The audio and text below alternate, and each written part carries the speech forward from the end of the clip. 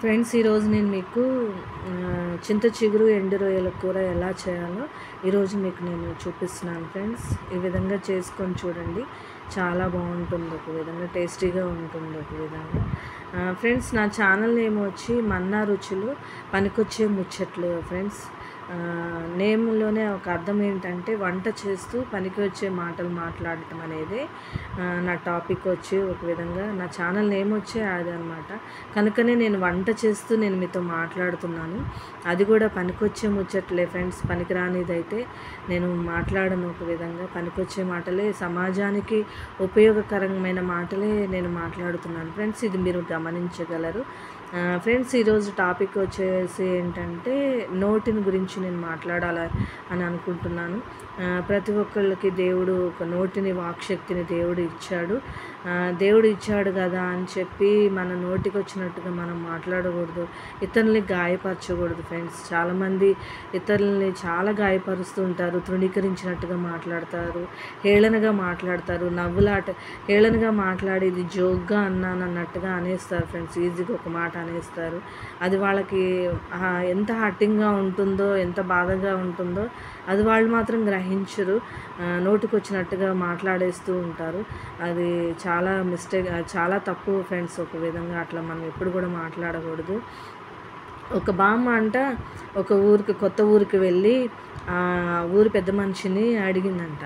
అయ్యా ఈ ఊరు మంచిదేనా అని అడిగిందంట. అయితే ఆ పెద్ద మనిషి అన్నాడంట, అమ్మ ముందు నీ నోరు మంచిదేనా అని అన్నాడంట. కనుక పెద్దలు అంటారు కదా ఫ్రెండ్స్, నోరు మంచిదైతే ఊరు మంచిది అవుతుంది అన్నట్టుగా మన నోరు మంచిగా అనేది ఉండాలి ఫ్రెండ్స్.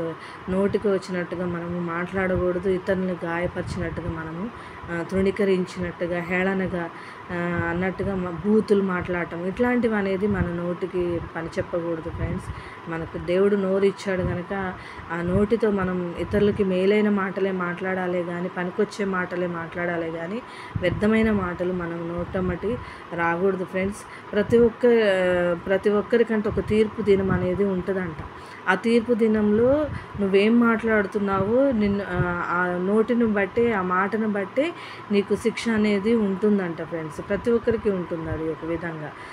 నీకు నాకు అన్నట్టుగా కాదు, ప్రతి ఒక్క మనిషి కూడా తీర్పు అనేది ఖచ్చితంగా జరుగుతుంది ఫ్రెండ్స్. ఆ తీర్పులు నీ నోటిని బట్టి మనం నరకానికి వెళ్ళొద్దు అన్నట్టుగా ఉండొద్దు ఫ్రెండ్స్. మన నోటిని చాలా జాగ్రత్తగా ఉంచుకోవాలి, అదుపులో పెట్టుకోవాలి నోటిని ఒక విధంగా. కనుక ఆ విధంగా మనం నోటిని అదుపులో పెట్టుకున్నట్టయితే మన నోటిని ఇంకా ఏ విధంగా ఉంచుకోవాలంటే దేవుడు ఏం చెబుతున్నాడంటే ఉప్పు వేసినట్టుగా ఉండాలి అని. ఇప్పుడు మనం కూరల్లో ఉప్పు వేస్తాం కదా ఫ్రెండ్స్, ఉప్పు తగినంత వరకు వేస్తే ఆ కూర చాలా టేస్టీగా ఉంటుంది.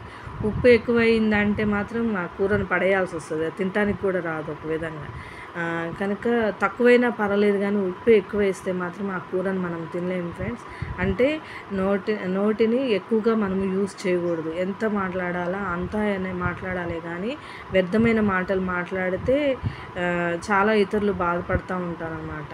కనుక మనం నోటిని ఉప్పులాగా అంటే టేస్టీగా ఉండేటట్టుగా ఉండాలి కానీ ఫ్రెండ్స్, నోటికి వచ్చినట్టుగా మనం మాట్లాడకూడదు, ఇతరులను గాయపరచకూడదు, తృణీకరించినట్టుగా మనం మాట్లాడకూడదు. అందరికీ మేలైన మాటలే మనం మాట్లాడుతూ ఆదరణ కలిగించే మాటలు, ఇతరులు ఎవరైనా బాధల్లో, కష్టాల్లో, ఇబ్బందుల్లో ఉంటే మన మాటల ద్వారా వాళ్ళకి ఆదరణ కలిగించే విధంగానే ఉండాలి కానీ వాళ్ళు 10 రోజులు బతికే వాళ్ళు 2 రోజుల్లోనే పోయేటట్టుగా అన్నట్టుగా మన మాటలు ఉండకూడదు ఫ్రెండ్స్. ఆ విధంగా కరెక్ట్ కాదు అది ఒక విధంగా. ఇంకా ఏంటంటే మన నోటమ్మటి శాపవచనాలు రాకూడదు. మన నోటమ్మటి ప్రతి ఒక్కరిని మనం దీవించే విధంగానే మాట్లాడాలి కానీ మన కడుపున పుట్టిన పిల్లల్ని కూడా మనము వాళ్ళు ఎంత మిస్టేక్స్ చేసినా కానీ ఫ్రెండ్స్ వాళ్ళని దీవించాలంట కానీ శపించకూడదంట. శాపాలు అనేది తగులుతాయి ఫ్రెండ్స్. ఒక విధంగా నోటికి అంత పవర్ ఉంది. దేవుడు నోటినంట అగ్నితో పోల్చాడంట, నాలుకనంట అగ్నితో పోల్చాడంట. అంత పవర్ ఉంది నోటికి. కనుక ఆ నోటిని చాలా జాగ్రత్తగా పెట్టుకోవాలి ఫ్రెండ్స్. మన పిల్లలు కానీ ఇంకా ఇతరులు కానీ దీవెనకరమైన మాటలే మనం మాట్లాడాలి కానీ శాపనార్థమైన మాటలు మన నోట రానివ్వకూడదు ఫ్రెండ్స్.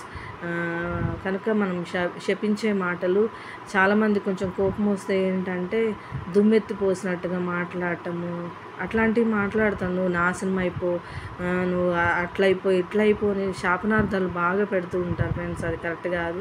బైబిల్ చెప్తుంది ఏంటంటే కోపపడుడు కానీ పాపం చేయకూడదు అని ఉంది.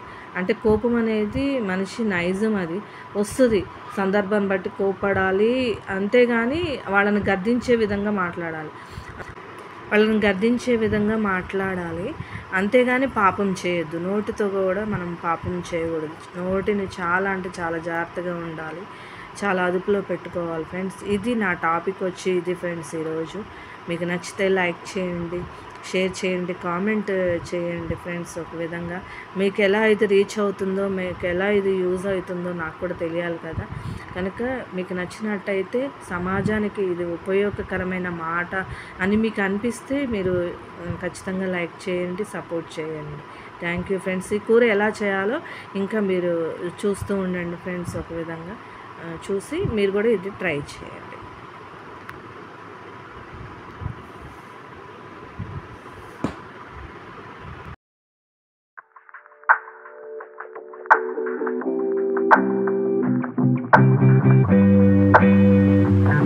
Thank you.